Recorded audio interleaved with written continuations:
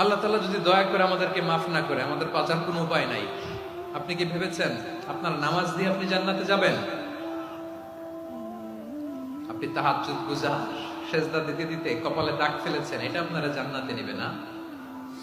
আপনি এলাকার সবচেয়ে বড় হাতেম তাই দানশীল, এই দানের ভরসায় বসে আছেন। কশিন কালো আমাদের নামাজ, আমাদের রোজা, আমাদের ইবাদত, এগুলোকে মিজানের পাল্লায় উঠালে কোনো ওজনই হবে না। তবে আমাদের একটা কৌশল জানা আছে, আমরা আল্লাহর রহমতের ভিখারি। আমরা সেদিন আগেই গুনার স্বীকৃতি দিয়ে দেব।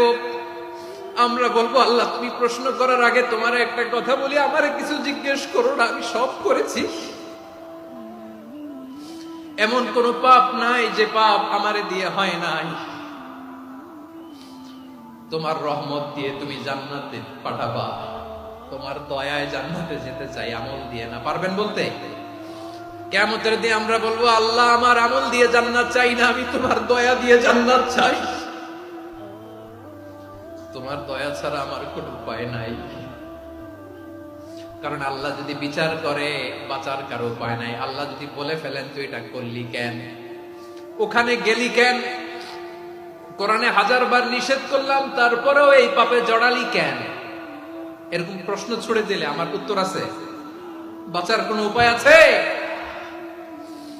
রোজ হাসরে হে আল্লাহ আমার করোনা বিচার, আল্লাহ করোনা বিচার, বিচার চাহি না তব দয়া চাই, এ গুনাহগার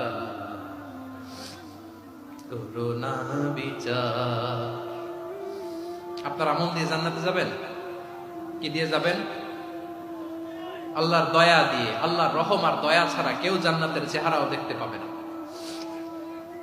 আমার প্রিয় ভাইরা, এই দোয়া আল্লাহর কাছে পছন্দনীয় হওয়ার কারণ তিনটা। দোয়ার প্রথম অংশে আছে তাওহীদ, আল্লাহর একত্ববাদের ঘোষণা। এই দোয়ার দ্বিতীয় অংশ আছে তাসবিহ, আল্লাহর প্রশংসা সূচক বাণী। এই দোয়ার 3 নাম্বার অংশ পাপের স্বীকৃতি। তাহলে আমরা সবাই গুনাহগার। আমরা আল্লাহর কাছে পাপের স্বীকৃতি দিয়ে বলবো, ও আল্লাহ ইন্নী কুনতু মিনাজ জালিমিন, আমরা জুলুম করেছি, পাপ করেছি, অন্যায় করেছি, আল্লাহ বুঝতে পারি নাই। শয়তানের ওয়াসওয়াসায় পড়ে, বন্ধুর পাল্লায় পড়ে, নফসের খায়েশ মিটাতে যে আল্লাহ করে ফেলেছি। তুমি গুনাহ না মাফ না করলে আমাদের গুনাহ মাফ করার দ্বিতীয় কেউ নাই। ঠিক কিনা বলেন? এভাবে অনুতপ্ত হয়ে যদি আল্লাহর কাছে দোয়া করেন,